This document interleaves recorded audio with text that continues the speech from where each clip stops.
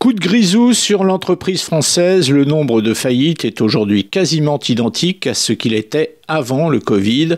Les chiffres du deuxième trimestre qui viennent d'être publiés par la Banque de France font état d'une envolée de près de 35% des dépôts de bilan entre mars et juin. Plus de 23 000 chefs d'entreprise ont au total mis la clé sous la porte lors des 6 premiers mois de 2023. C'est la conséquence évidente de la fin du quoi qu'il en coûte, et les deux secteurs les plus touchés sont la construction et la restauration hôtellerie, ce dernier qui avait certes beaucoup profité des largesses de l'État consécutives au Covid.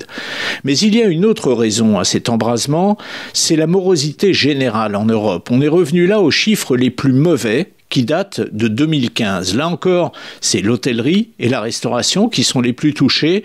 La tendance sur l'ensemble de la communauté européenne est donc la même qu'en France, mais moins appuyée. Au deuxième trimestre, 8% d'augmentation du nombre des dépôts de bilan en Europe. Un rappel, en France, c'est 35%. Alors ces chiffres sont évidemment mauvais partout, mais en France, ils ont en plus un côté très alarmant, car loin de considérer que cet embrasement n'est qu'une péripétie, certains analystes sont extrêmement pessimistes pour 2024 en observant que, dans l'histoire, les périodes de contraction économique ont toujours généré leur lot de faillites.